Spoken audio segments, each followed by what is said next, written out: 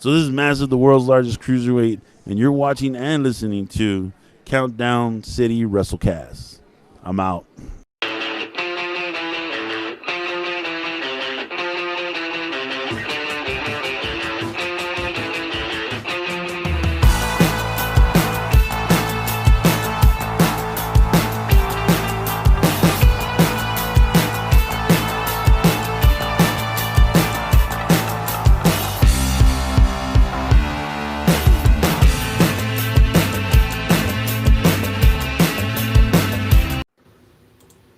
What is up, heels and baby faces? Welcome to another episode of the Countdown City WrestleCast. I'm your host, JC. Joining me is that guy, Tommy. What a great weekend. Yeah, he's going to have a lot to brag about. Oh my God, yes. And as you can see, Big Mike is not joining us. He's on his little bit of family vacation out of the beach. Mike, join us on the chat. We'll see if he pops in here. Yeah. Anyway. Yeah, we got quite a bit to talk about. Don't know if my wife will make a cameo. We'll see. But we're going to be talking about ROH SuperCard of Honor, NXT Great American Bash, just some results there. AEW All In Texas, maybe breeze over Saturday Night Main Event, and then definitely talk about Evolution before we preview a couple shows happening this weekend, which are TNA Slammiversary and locally the Hybrid Experience. You know what else was happening in that weekend I completely forgot about until I got there? GCW was in town in Dallas too. Yeah. I completely forgot they were there until I got in town. So I mentioned 5 shows that took place this past weekend.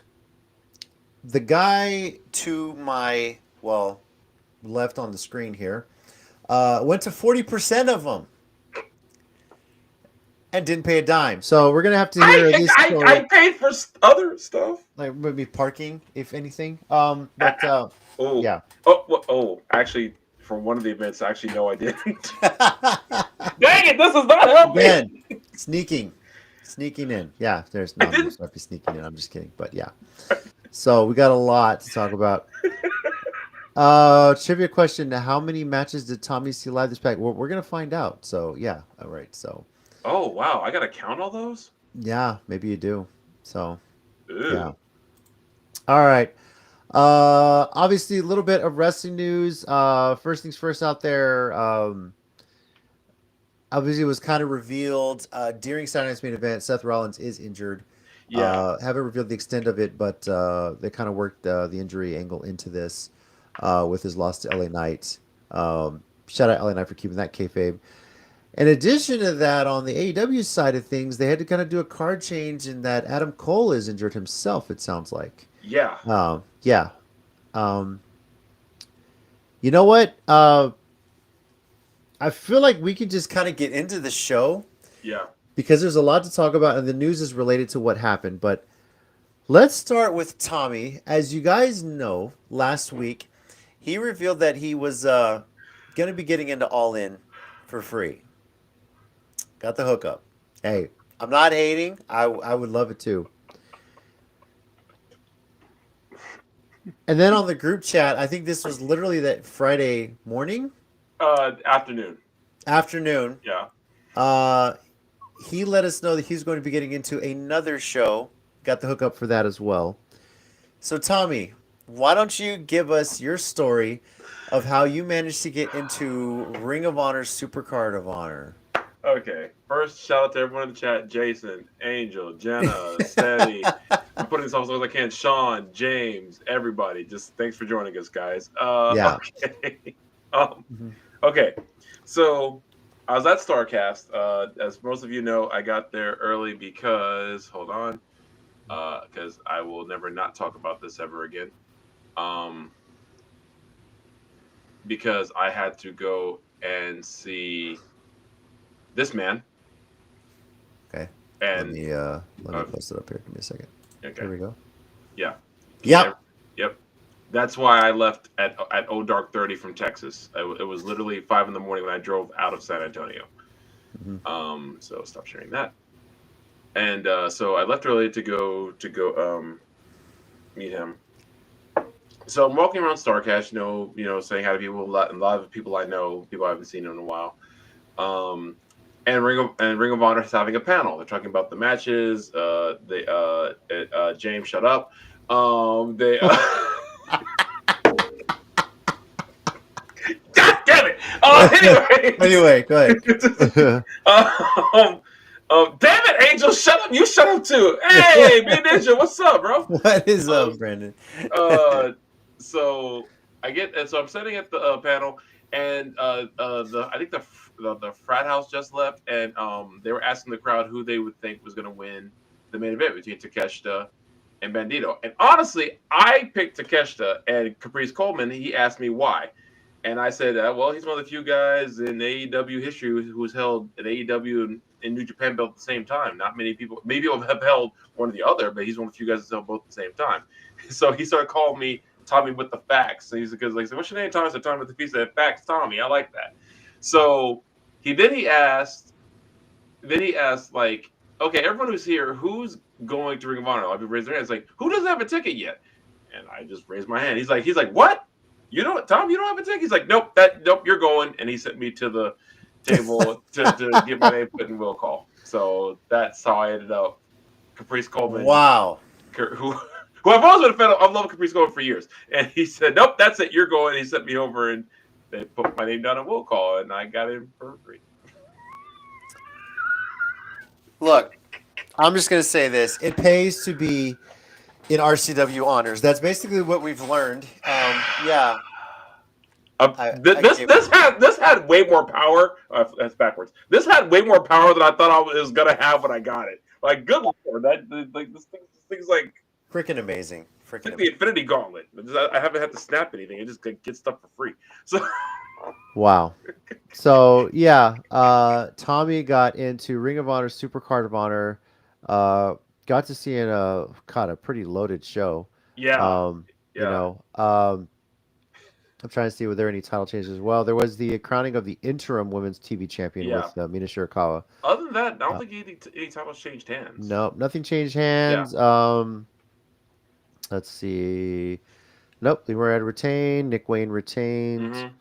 Athena retained, and Bandito retained over Takeshita. Yeah. Okay. So can I talk about the show real quick? Sure, go for it. Okay. The whole show was great. Okay. Shouts out to everybody. Lee Moriarty and Blue Panther really put on a good clinic. It was a slower paced match as you would expect, but it was still really good. Let me pause you real quick. James, I know I'm the head coach of a softball team. I'm always early, as much as it pisses off my wife and my daughter.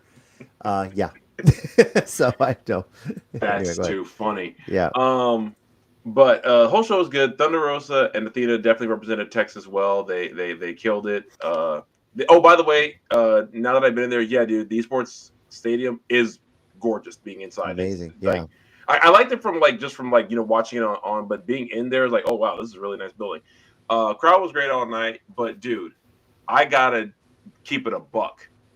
Bandito and Takeshita. They wrestled like the freaking rent was due, bro. And I mean like that, not hour. Like they wrestled like the rent was due as soon as the bell rang. And they shut it down, bro.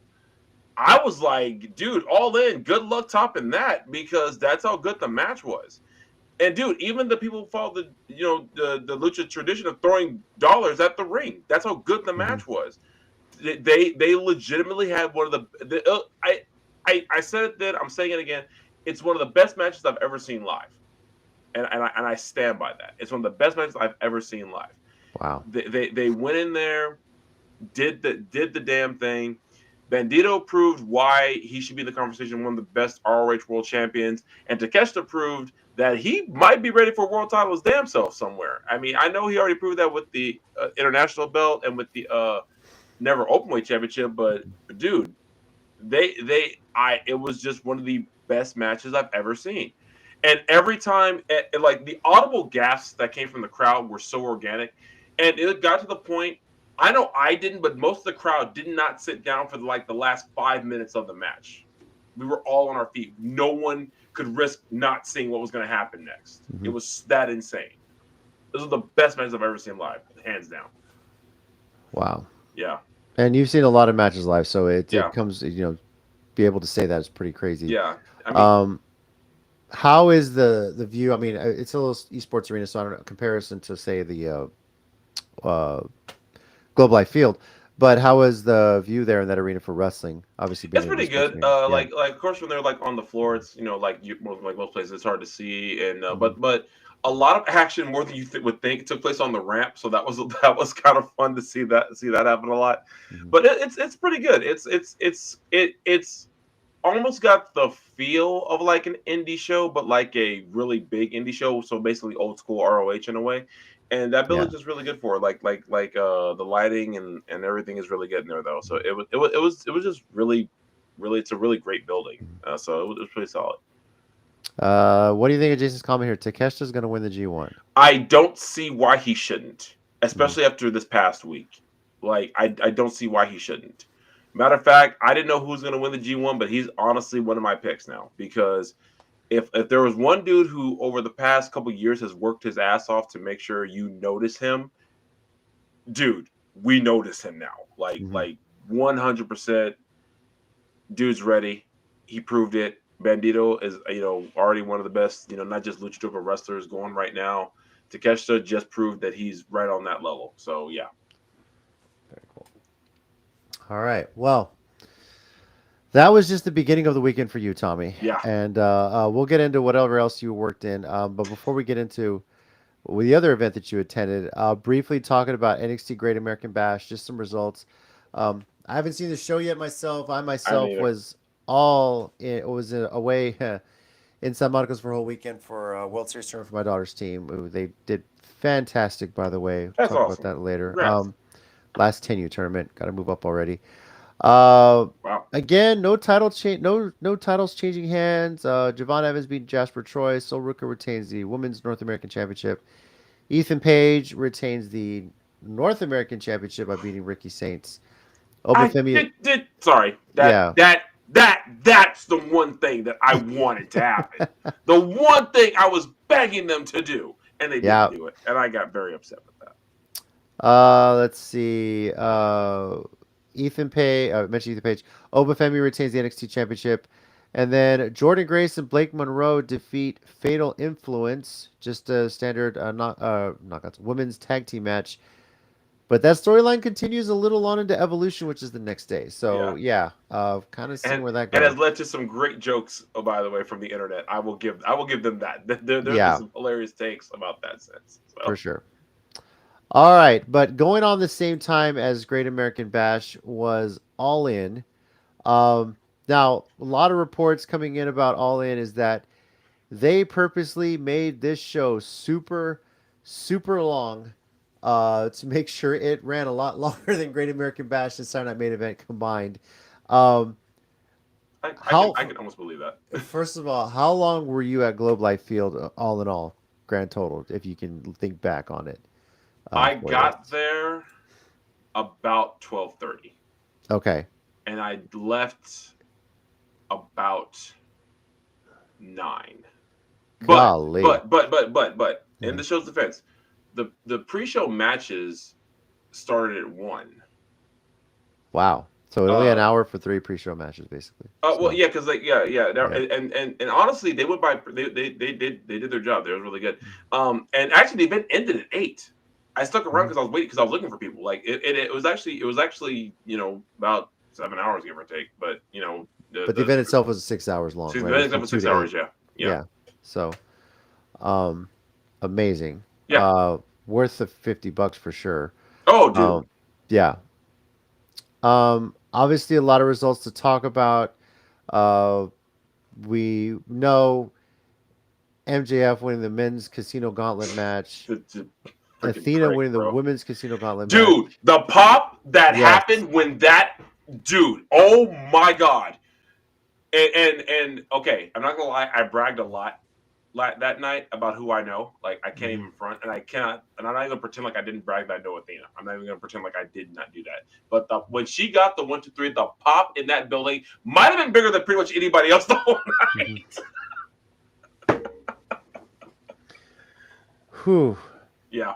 So it stands to reason Athena is going to be getting a future title shot, which right now is Mhm. held by Tony Storm. Yes. Man, who, by the way, I believe is the first person to pin Mercedes Moné in AEW. Yep. She has, yeah. They and I don't know if you saw this or heard it. Like they build the last 3 matches as a triple main event. So yeah, Tony and Mercedes and everybody, that was all built as a triple main event, which honestly was the right call. So yeah, that was an hour and a half alone just for those 3 matches. Yeah. But before we talk about the triple main event, what stood out to you from the rest of the card? I guess the undercard for that. Shouts out to Dustin Rhodes winning his first singles championship in AEW proper. So that was a feel good moment, and of course we talk about why that took place later. Copeland returning, that was really cool. Young Bucks versus Swerve and Ospreay. That was absolutely insane. And I don't know. Okay. I thought the opener was good of the Ops versus Death Riders, and I guess Gabe Kids and the Death Riders now. I don't know. It's hard to say with that. I thought that was a pretty solid opener because that was just everybody, get your stuff in, and also Will Hobbs just go out there and look gigantic. By the way, he was walking around at StarCast. I walked past him. You do not understand the size of this human being. Or should I say that Mack truck that happens to be a black man? I'm just saying, the dude is there's no fat on that man. It's all muscle. So, but no, that's kind of what stood out to me. The women's gauntlet for sure, of course, with Athena. Max Caster and the men's he didn't even get to the ring, so which was so hilarious. But no, it was like even before the main events, everyone was doing their best to put on the best show they could, and you could tell, and it was just really, really solid from top to bottom. Yeah, Jason was walking around. I saw him and a few other folks at StarCast, and yeah, dude, you do not appreciate this gigantic of a human being. Yeah, and then I figured. So I caught up with Brandon after the show. We were waiting for a couple other friends so we could take a group picture that I have. And when I found him, I could barely understand him at first because he couldn't talk. And I don't blame him. I don't blame him at all. But it was so funny. But I was like, that's the proper reaction when Athena wins on the biggest stage she's probably wrestled in front of so far. So yeah. In her home state, in her hometown. Pretty amazing stuff. Oh yeah. All right. Triple main event, as mentioned, Toni Storm defeats Mercedes Moné for the Women's World Championship. The match I think you were most looking forward to, Okada Omega. Yeah. First time seeing it live. This is unifying the Continental Champion and the International Championship into the Unified Championship. So, by far, it was, when all said and done, the third longest match of the night behind the main event and the Casino Gauntlet. So, was Okada Omega everything you expected it to be, seeing it live? So, in some ways, yes, and surprisingly, in some ways, no. But I think, and this is what I truly believe. I think how I would have expected it to go, it didn't, but that didn't make it bad. Here's what I mean. What I didn't take into account was a very, very important thing in this match: different circumstances and the story they were telling. And and what I had to remember about the match was what was going on going in. Omega's injury, Okada's a full-on heel now. Don Callis, the fact that the audience that they're wrestling in front of. So take up into account, honestly, probably of their series, probably one of the weakest of their series. But that didn't make it bad. It's just like, oh, they've done 7 stars already. They weren't, they probably can't do that a second time. Yeah. But it was still good. But it was. I feel like it was scaled back, and I think I figured out why. Now Okada and Omega are 2-2-1, which means that they're likely going to have one more. Because with poor Kenny with the diverticulitis, which by the way, the fact that he's doing anything wrestling related after that, hats off to him. That's why he's the best bout machine. But after that, I think that's another reason. I think I think he might have one more big match in him before he probably unfortunately has to call it quits. You know what I'm saying? So this might be like the lead up to that in a way. Wow. Okay. That's my theory. But like other than that, no, it was still a fantastic match. Yeah.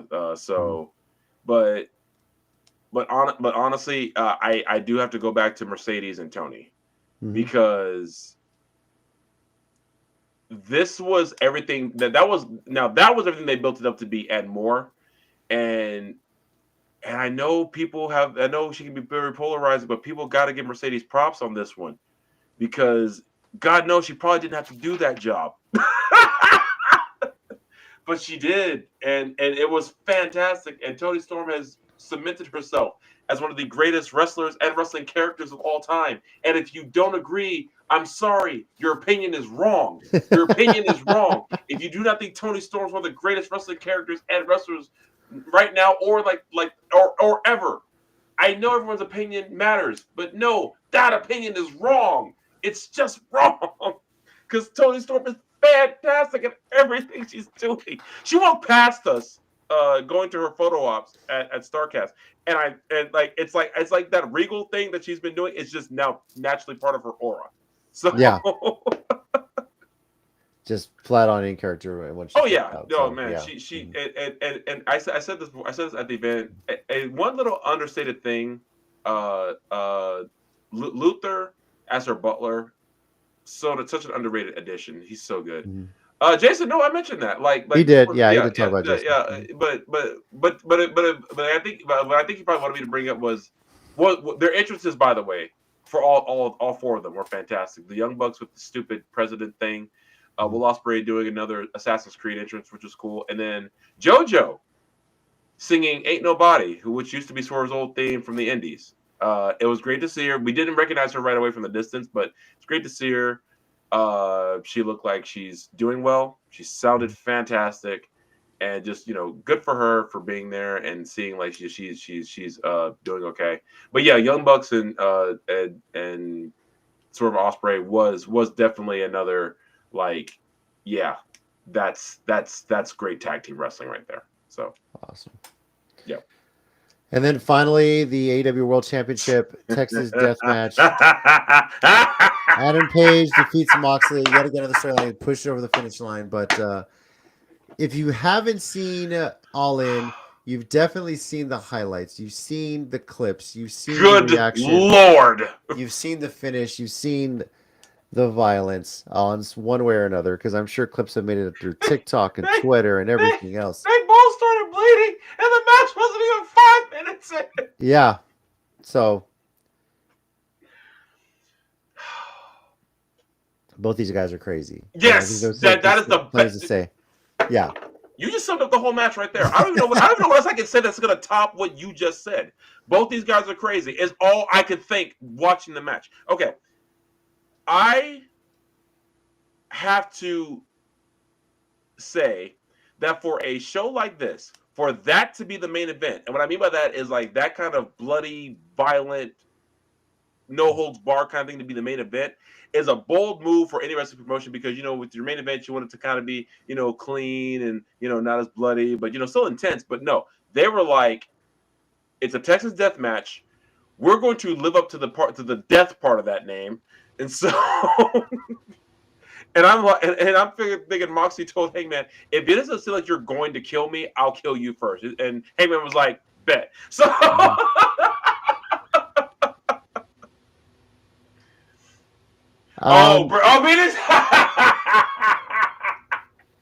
in defense of AEW medical staff, I'd have done the same thing. I'd have done the same damn thing. So we gotta get Ospreay out here. What about Marina Shafir? What about Marina Shafir? How was the reaction of the crowd when Paige started just stabbing Moxley? Oh, dude, we loved it. Like the second he brought the fork out, it was like I was like everyone immediately knew who Abdullah the Butcher was, and I didn't think everybody did. Abdullah the Butcher, homicide, and insert fork using wrestler here. So no, and when we saw when the camera zoomed in and we all saw on the Tron, that's what that was. Yeah, the whole crowd was like, "Oh, here we go." So,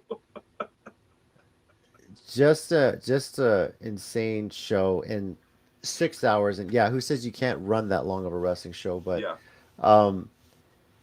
it is While to me, people will say they're crap, but AEW definitely put on a freaking banger of a show. Oh yeah, for sure. Just from clips, I haven't watched the whole show yet, but I mean, just you being there. I'm trying to remember if this was your first AEW pay-per-view. I believe it is, right? I think We've been to so. Dynamite. We've been to Dynamite. We've been to Collisions.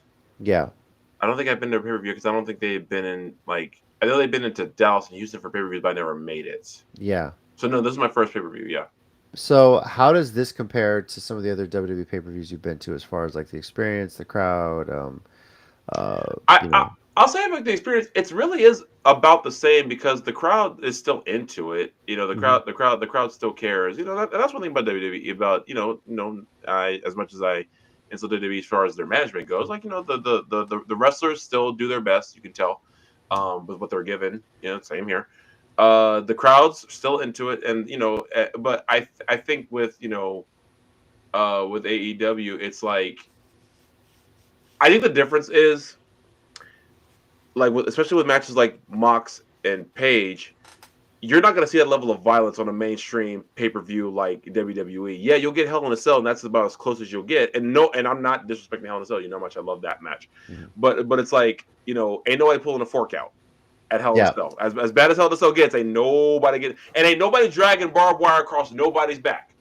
No. And by the way, when the real glass came out, I nearly died laughing. When Moxley put out that damn bucket, Marina Shafir put out that damn bucket with the glass balls, I damn near passed out from laughing because I was like, that, I don't care who anyone said, that's a shot, and you will never convince me it's not. By the way, but the crowd. Jason and Bean are just saying their crowd was louder on person than on TV. Absolutely, they were. Yeah, I think that's normal. But there during the main event, one thing that got one of the biggest pops was when the video showed up from the mountain and everyone knew who it was. And I immediately said, he's rappelling down, isn't he? And me and the crowd, the section I was in, we looked up and we saw him getting ready to rappel down. And that's a tall ceiling. It is a baseball stadium, too. He was so high up. Like that. Of course, he was just about Everest. How much do you possibly care at this point? I know. So. I will say this because I saw the Collision. Actually, I saw it later. The interview, the sit down between Paige and Swerve, mm-hmm. and then when Swerve came out and he had Hangman's chain, and when he gave it to him, that was another really huge pop. And that's to me, that's another sign of AEW really doing what everyone said they should and tell great stories. Because the fact that all Swerve did was give Hangman the chain. And that got a pop, mm-hmm.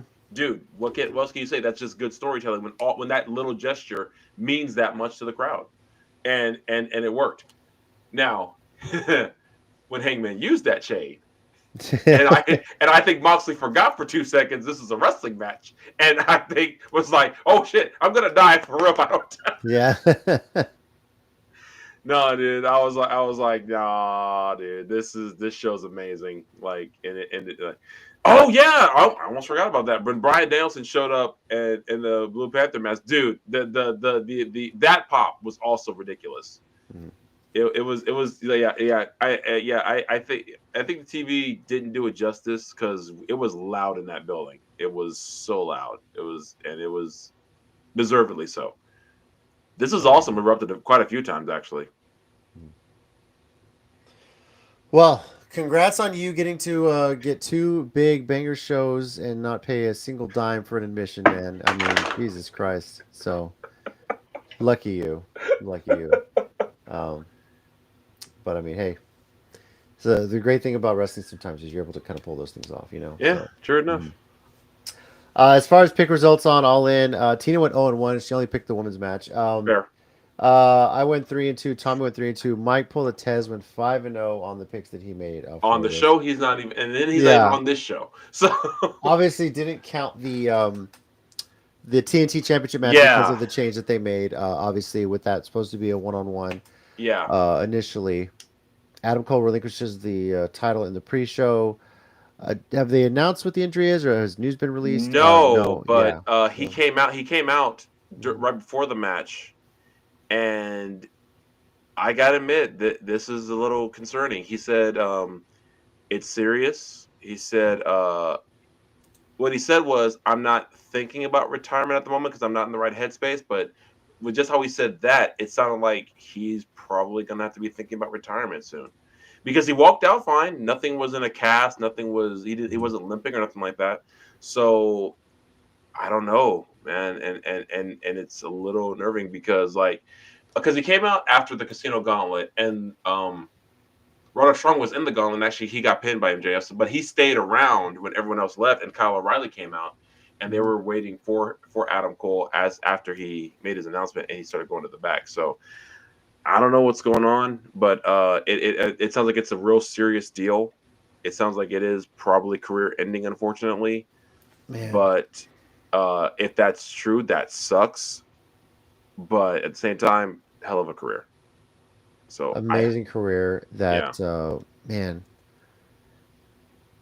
It would suck if that's what it is. Hopefully it's not, it's maybe, but all we know is that he's out indefinitely.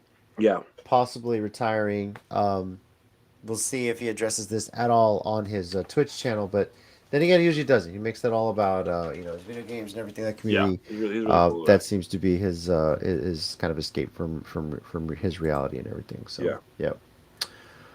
All right. Well, what else happened that evening? Of course, Saturday main event took place. Orton defeats McIntyre. Solo Sikoa defeats Jimmy Uso to retain the United States Championship. LA Knight defeats Seth Rollins, and of course Gunther beats Goldberg, and Goldberg's retirement speech is just cut short because NBC's got other obligations apparently. Wow. I know they cut it short. They cut it short as far as didn't get to hear all of it. So a lot of stuff has come out about what he said, unedited basically. Okay. Kind of hinting that one of his sons may be getting into the ring soon. That was kind of something there, but for all the things we've said about, Oldberg and whatnot, he, I think, will forever go down as the one star that WCW built from the ground up. I agree with that. He's the one that went through their power plant school. He's the one that they turned into something. You can't really say that. I mean, you can't say they're the ones that built up Jericho or Dean Malenko or Benoit, Eddie Guerrero. Those guys had a career going already. And it wasn't until they got to WWE where for them it exploded, right? Goldberg was definitely the one true wrestler that WCW built up and made a star. And then I think one of the biggest missed opportunities is that when WWE did buy WCW, they went straight into the invasion angle, and that didn't even last a year. But because a lot of that was, some of these contracts were not officially owned by WCW at the time that they were sold to WWE. There was some weird, they were owned by Time Warner or something. And I think if WWE had kind of waited and just been patient until those contracts were available, and if they had brought Goldberg in as part of the invasion storyline from the beginning, we might be looking differently on that. Maybe wait a year or two till that's available. And maybe, how history could have been different if some people are just patient, right? Yeah, I was gonna say James's comment if you want to show it real quick. Yes. So for those that don't know, after of course the match took place on a main event, Chris Marvel posted this. Brandon Oliver also revealed this as well. To prep for his retirement match, Goldberg had been training at the Hybrid School of Wrestling here in San Antonio, with Marvel, with all the coaches there using the ring. The pictures have come out. Gunther himself also stopped by to get some work in as well, working with Goldberg on what they were going to do. Tell me. Yeah, well, he probably couldn't. He probably signed an NDA where he couldn't tell anybody, right? Wasn't allowed. I don't care about his contracts. I care. No, I'm kidding. Yeah, I know. Yeah, RCW Honors doesn't get you that perk, unfortunately. Yeah, I know. Yeah. It stops somewhere. Yeah. But it is cool to know that, WWE reaches out to, of all people, Marvel at Hybrid School of Wrestling, say, hey, we need these guys to come get some work. Can we use your school? It's amazing to find really cool. Out, just locally a little, 210 pride for that. It's pretty awesome. For sure. So, but then again, regardless, congrats Goldberg on a career. Yeah. And I don't know if he's signed a Legends contract. Some news reports are reporting that he's not happy with the way his retirement went down. Who knows? Who knows if AEW says, yeah, whatever, but I doubtful. I think this I is doubt that severely, yeah. Good stopping point for him, like he said, he kind of teases maybe his son's going to be willing to get in the ring soon. Steady. Too. I've been saying that for years, but I feel like they'll recognize me no matter what I'm doing. If I'm anywhere near, like, if I'm in 50 feet of hybrid, then yeah, we need to hook up at the UPS across the street and see if they can point a camera at hybrid to see who shows up. Yeah. So. All right, and then finally, we got Evolution, which took place on Sunday night. In Georgia. What's up? And as you're saying that, Brandon B. Ninja in the chat, he brought up Tokyo Joshi Pro was in Dallas Sunday, and apparently, like he said, you see the pictures. They did have I think they said 2,500 people showed up. Wow. Okay. So for that, and and Maki Ito's line being massive does not shock me in the least bit. So yeah, just shout out to them. Great job, great weekend. Yeah. Evolution took place on Sunday. Show that I didn't get to watch as it happened. Kind of watched it the next day. We got back. Damn it, James. San Marcos late on Sunday. Well,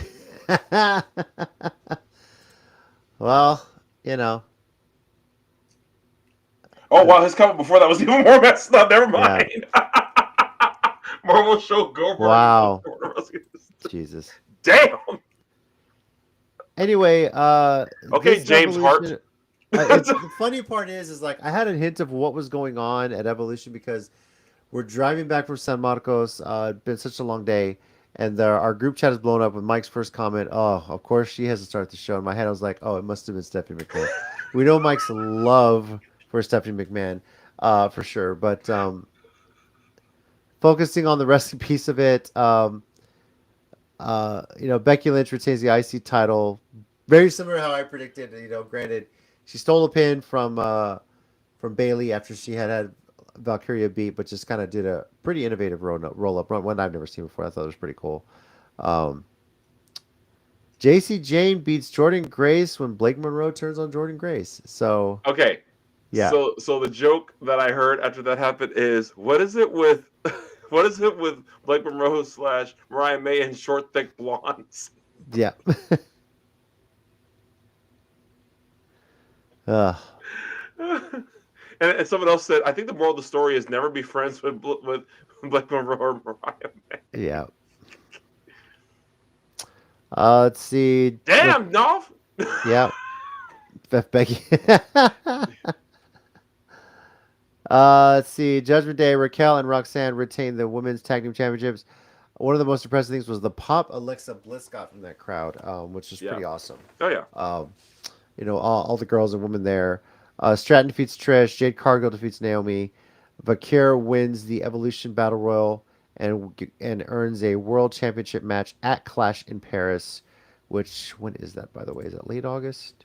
August 31st. August 31st? Okay. So after SummerSlam, she will get a title shot at, well, it depends who the champion is after SummerSlam because Io Sky and Rhea Ripley were tearing it up until we got a Seth Rollins-esque cash-in by Naomi. See it coming. No one did. They did such a good job of teasing that Naomi. I gotta give them their props. I did not see that coming. All they did was tease us for weeks, or pretty much since Money in the Bank. Naomi's targeting Stratton. And that's where we thought it was going to go. But she gets in there and gets the pin on Io Sky to claim the Women's World Championship. Naomi is the Women's World Champion, WWE Women's World Champion. And you know what? For all the crap I give them, damn it, WWE, that was a good one. Yeah. I will give props where props are due. That was a good one. Hell of a way to finish the night, too. Oh, yeah. It was amazing. So, now Jade Cargill, obviously we said she's Queen of the Ring. She gets a title shot at SummerSlam. I don't know if she gets a choice or... No, she gets a WWE Women's Championship match. So she is going to be facing Tiffany Stratton while Naomi holds the Women's World Championship. Obviously, it sounds like Naomi's going to be facing Io Sky or maybe even Rhea Ripley when they get to SummerSlam. Yeah. Just from what was kind of teased on Raw there as well. So, but beyond that, Raquel herself, however it lays out at SummerSlam, is going to get a shot at Naomi or whoever's holding the championship. So, although it just says World Championship match, so it could be either one basically. Yep. Yeah. So, I guess first question I have is, how does this compare to the original Evolution?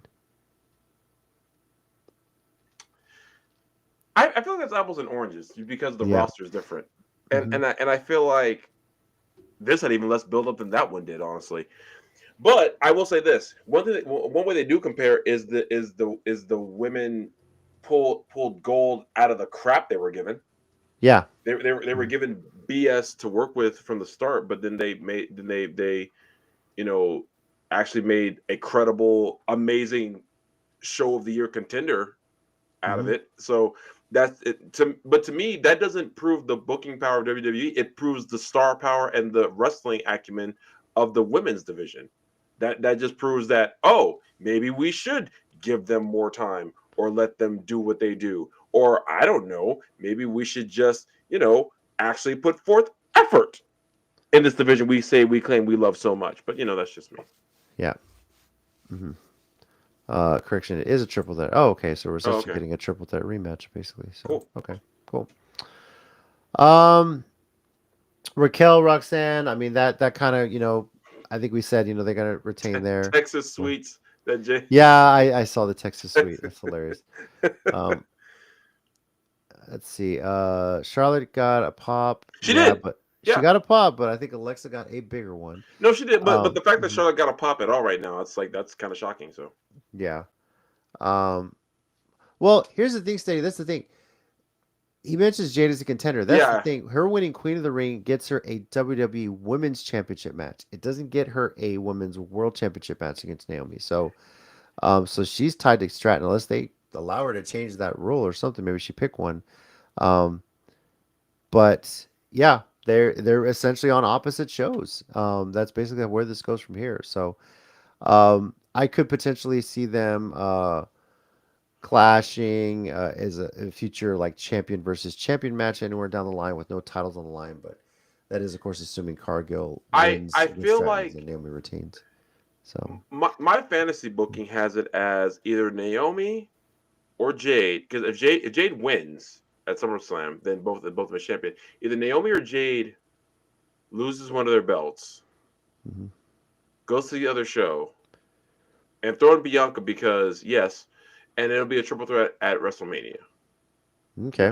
Because that's what I want for Christmas, Santa, and right. And I know WrestleMania is going to be after Christmas, but come on, Santa. I've been a decent boy this year. I can't say good. I still go to wrestling shows, so I can't say good. Yeah. Charlotte's pop was edited in. I believe it. I believe it. God.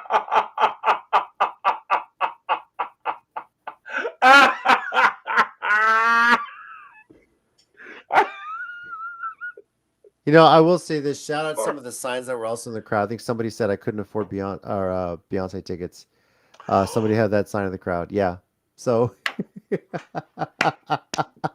Okay, I had to, that deserved a slow clap. That joke deserved. I missed that sign. That joke. There were some pretty good signs in the crowd. You just got to kind of go back and look for them. Yeah. So. Wow, that's good. That's good. As far as our picks for Evolution, Tommy went 2-5, Mike 3-4, and Tina and myself both went 4-3. After the weekend I had, I don't care how my picks did. I just legitimately could not give less of a crap right now.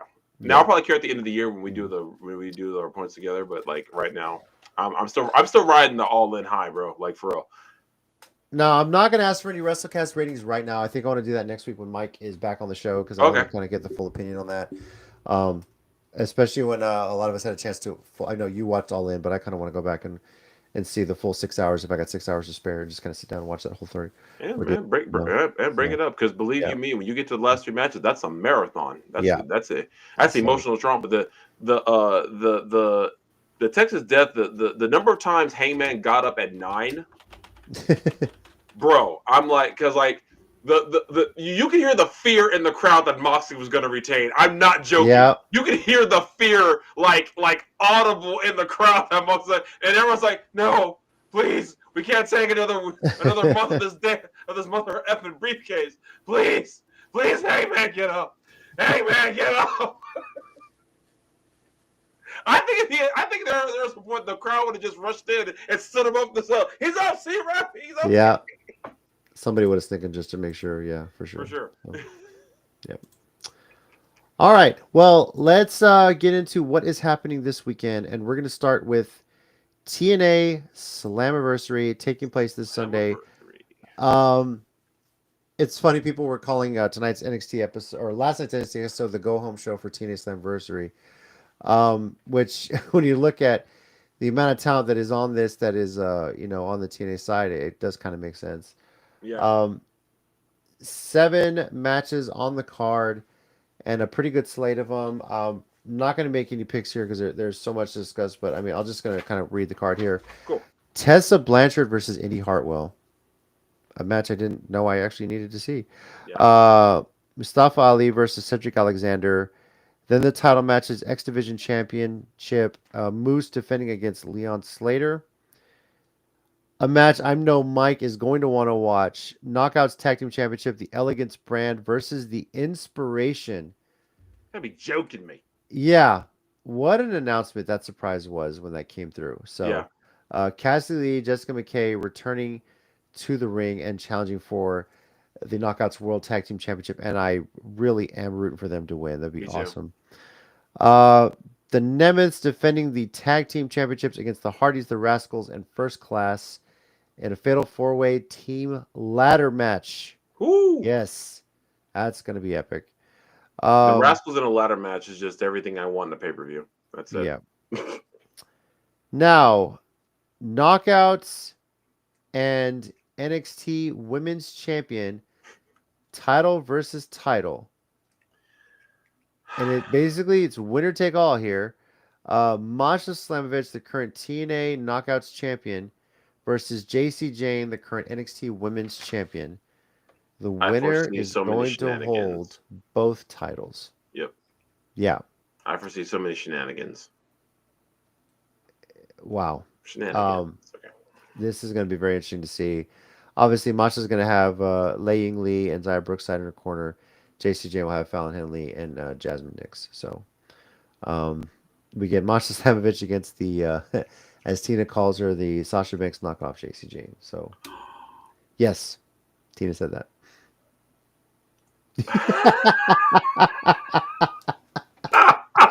And now that I have said that, Tommy, you can't unsee it, can you? No, I can't. Yeah.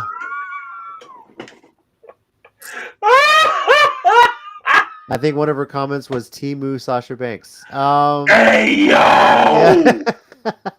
What is we doing in these streets? Yeah. Timu Sasha Banks! Yeah. That's how she's looked at. Even yo, I keep forgetting that Tina Savage what she want to be, bro. Yeah. Like, for real. Like, I keep forgetting every now and then Tina be like, man, F the rules, bro. I choose violence. I just yeah. And then finally, of course, the TNA Championship is in a 3-way match. Trick Williams defending against Joe Hendry and Mike Santana. And I have a feeling Trick is going to lose. I just don't know if it's going to be to Hendry or Santana or who's going to pin who. So I kind of feel like it should be to Santana and let him and Hendry feud it out. Yeah. So should be an interesting show to watch. Now, this one is not a TNA Plus event. This is a TNA Plus pay-per-view event. I know that's a little confusing, but it is Sunday, July 20th, 7 p.m. Central Time from the UBS Arena in Long Island, New York. It's on TNA Plus pay-per-view. So you go to the TNA Wrestling website, you go to TNA Plus, and obviously they have their TNA Plus service, but the pay-per-views are purchased through them. It's $40. Or if you have, I think it's the Premium or TNA Plus Premium or something, you get those included as well. So yeah, a couple of ways to do that. But if you want to just buy it outright, it's $40, and you have access to it for 30 days, if I'm not mistaken. So, yep. Now, locally, Friday, SmackDown is in town, in San Antonio. And Will has been billed heavily as John Cena's last in-ring appearance in San Antonio. Mm-hmm. Now, granted, it may not be wrestling, just he's making an appearance promo, who knows. But it's the last time we'll be able to see John Cena in a WWE ring before his retirement at the end of this year in the city of San Antonio. So that alone has, I'm pretty sure, boosted ticket prices for any Cena fans out there. Besides that, that was a big reason why the hybrid experience was. No, I'm sorry. Why United 210 moved their show from this Friday to next weekend was because obviously you're not going to compete with WWE being in town, right? So, but also happening I this had week. a messed up joke that I'm not going to say. Go ahead. Yeah. Sorry. Hybrid Experience is running the same time as TNS Slammiversary, by the way, at the Hybrid School of Wrestling. Tommy, you have the card in front of you, or at least part of it, I hope. So. Yeah, I have what's I think's been announced so far. Okay, go for it. Okay, so they have pretty much Dead Man's Hand of Freak Show and Jay Young they have here, and Brock Ali, who I don't know if they offered him a spot. I don't know if he's accepting now or not. But they're facing, it's a 6-person tag against them with them versus Living in Fashion and Jaden Valentino, because at this point Brock Ali and Jaden Valentino are CM Punk and Skull Cabana in Chicago. They will never not wrestle each other as long as they're in San Antonio. I'm sorry. I every time I see them two facing each other in a match, I'm like, they're never not gonna fight each other, are they? Moving on, another 6-person tag. Cosmo Orion and Rick Chase and HIM him versus Animo, the returning Chaos Galvan, Chaos Child, and Chris Barton. Next up, we have a tag team match, Pretty Badass Riot Party versus, I'm going to butcher these names, Chaos and El Cabre Jr. Mm-hmm. More than positive I got that last one wrong. Sorry, I'm a terrible Spanish speaker, in which case, in meaning I don't. Anyway, Hybrid Women's title is on the line. Key Vibes defending against Ridley Thorne. I have never been more torn in a match than I am right now.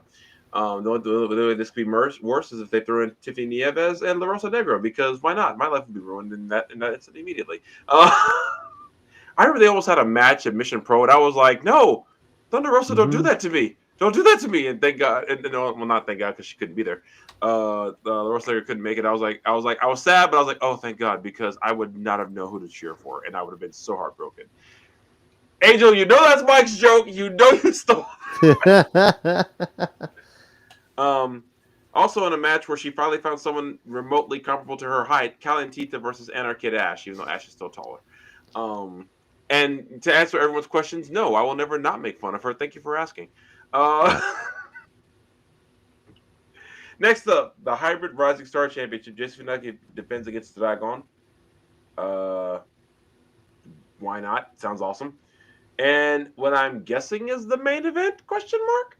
Ironic, because there's a question mark in this, is Casey Black Rose and the Texas Kingdom of King Rob Love and Stud Stash versus the Texas Streets of RCW champion Chris Marvel, one half of the hybrid tag champions Diego Renee after what happened at Stars and Stripes RCW. I don't know if that's still the case. And a mystery partner. And we don't know, but I swear if it's David Adult, I'm walking out of that building. I don't give a damn who's winning. I don't care anymore. David Young Man, I don't care. I don't know. Yeah, let's see what kind of name he debuts with. Yeah. So, all right. Well, Hybrid Experience, Let Them Fight, Sunday, July 20th, also 7 p.m. Central Time. Doors at 6. From the Hybrid School of Wrestling. Bring a fan. Stay hydrated. Obviously, it hasn't been as hot as usual, but yeah. So. What them fans at? Whoa. Did you say it was cleared? I don't know, but I guess we'll find out. He's been getting involved a lot more lately, like because he did at Stars and Stripes. I don't remember if we told you that. He got involved at Stars and Stripes. So I don't know if he's cleared to full on compete, but he's been getting involved. So he's at least healthy enough to do that. So, but I don't know if he's been healthy enough to actually wrestle, wrestle. Well, no, James, they did that, but I don't know if they made him the tag champion. Like they did give Don Juan the other tag belt, but I don't know if they made him the champion because I don't know if he can actually wrestle yet. Mm-hmm. So all I can say is even though I'm on Mr. Pro, I really don't know anything about them coming back. Yeah, fair. So we'll see. Hey, well, just the fact that they're still doing Mission Pro Spotlight means there's something in the works, hopefully. So Yeah, so see what happens. I refuse to give up hope on that, even if I have to win the lottery and bring them back my damn self. Anyway, yeah. Yep. All right. Well, with that, we'll move into our 1 minute warning segment here. Tommy, do you have anything this week? I mean, you did have a lot going on, so I'm pretty sure you can talk about something. Yeah, I can talk about something, and I had something else, but I can't remember what it was. But I can talk. I can talk about. I thought it was something else I can talk about. So, All right, whenever you're ready, set, go for it, sir. I will give props to every single wrestler who did what they're supposed to do this weekend, whether they were AEW, House of Glory, GCW, WWE, NXT, TNA, whatever. You wrestled this weekend. All the props in the world to you. Oh, Tokyo Joshi Pro too, of course. Because everybody did the damn thing this weekend and even with as bad as I think the WWE booking this they had going on this weekend, it sounds like everybody was doing their best to pull out the best card they could. And you know what? Who wins with that? The fans. So who deserves respect for all they're doing? The wrestlers. You know what? Because AEW was phenomenal. Evolution was phenomenal. NXT was phenomenal. Saturday Night Main Event happened. No, it was a fine show. It was a fine show. It was a fine show. It just wasn't. It just by far wasn't the best of the weekend. I heard House of Glory. House of Glory sold out. I don't know if I got to tell you that. It's actually kind of good thing I got tickets anyway because they sold out. I heard Game Changer GCW did really good as well. So just shouts out all around, man. It was and shouts out to again getting to meet Okada, dude. Best experience, man. He was so cool. He was so nice. I keep forgetting he's taller than me. But he was so cool. I got to also meet Grizzled Young Vets. They were super cool. They were. I got that picture that'll be uploaded soon. And also, this isn't wrestling related, but when I got back, I got to meet one of my Hollywood crushes, Bai Ling. She was in town, and I got to see one of my favorite comedians, right of all time, Shuler King. He was at the Laugh Out Loud Comedy Club. I got to meet him too. So, dude, phenomenal weekend. I could not be more blessed. I could not be more grateful for how this weekend played out. Shouts out to my big brother. Let me chill at his house. I didn't have to get a hotel anywhere. So yeah, just a great weekend, dude. Oh my god, this week I actually like have a folder of like all the main pictures of this on my hard drive, and I just put the crazy weekend. That's how I named the folder. Nice. Yep. Well, shit, I can't top the weekend you had. At least on a wrestling side, but I can at least say this. I'm very, very proud of the girls I coach, softball team, as you guys mentioned. Yeah. We're on a break. This past weekend took part in the Central and South Texas USA Softball World Series in San Marcos and finished second. Just a hell of a tournament as far as the talent coming from all over Texas. And the girls stepped up, played great. Went undefeated through the bracket side of things, and championship that was winner take all. There's no if game on it, but really stayed with. I mean, it was a close game there. Just a couple things just don't go our way, and we're talking a different story here. But I mean, shout out to all the talent that was there. We'll say this for all those teams that were from around town. The championship on the 10U division was between two San Antonio schools. That was pretty awesome to see. That's really cool. That's really cool. But I will say it's been a remarkable experience for me.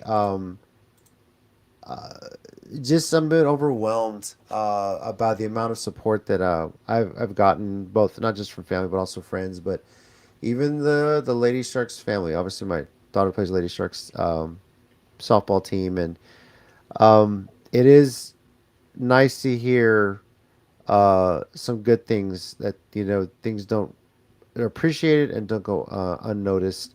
The work that you do, and I'm not paid to be a coach. I don't want to be. I think the volunteer that you do it because of your heart, you put more effort into it.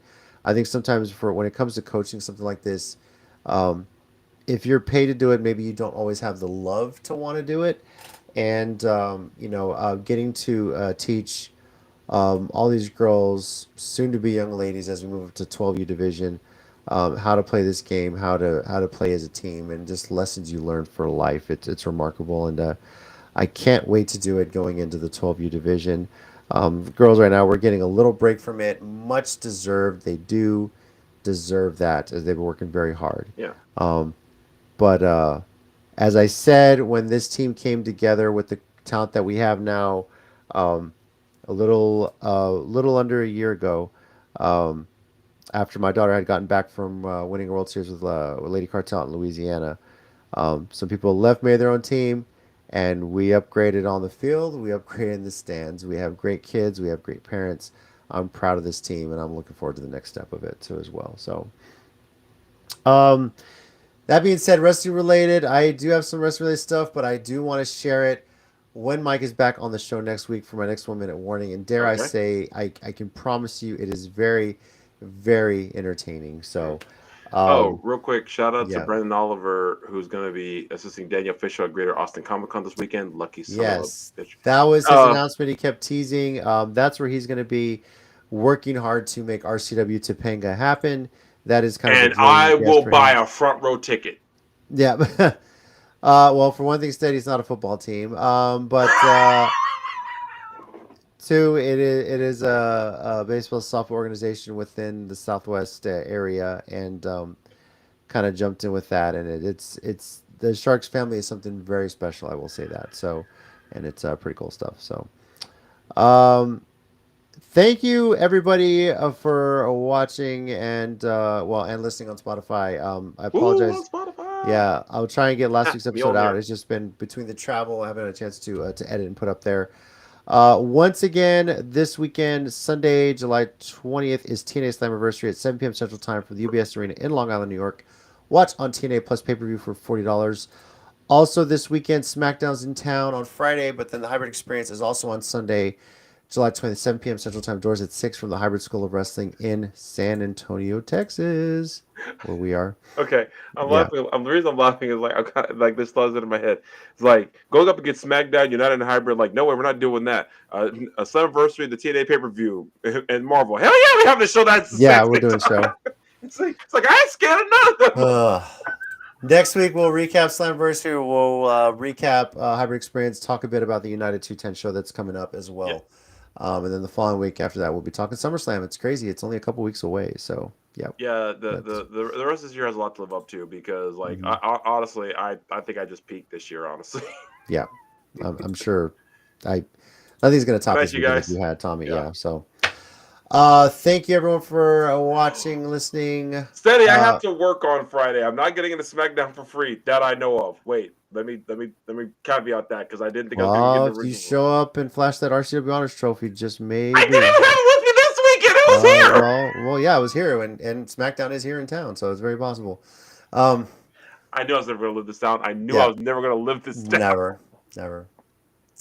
Over here, we got that guy Tommy. Thanks, guys. And I'm JC. As always, heels and baby faces. Remember, pro wrestling is real. People are. Yeah, Wrestling Cup on Sunday at Rolling Oak Mall. See you there, guys. Yeah. Bye.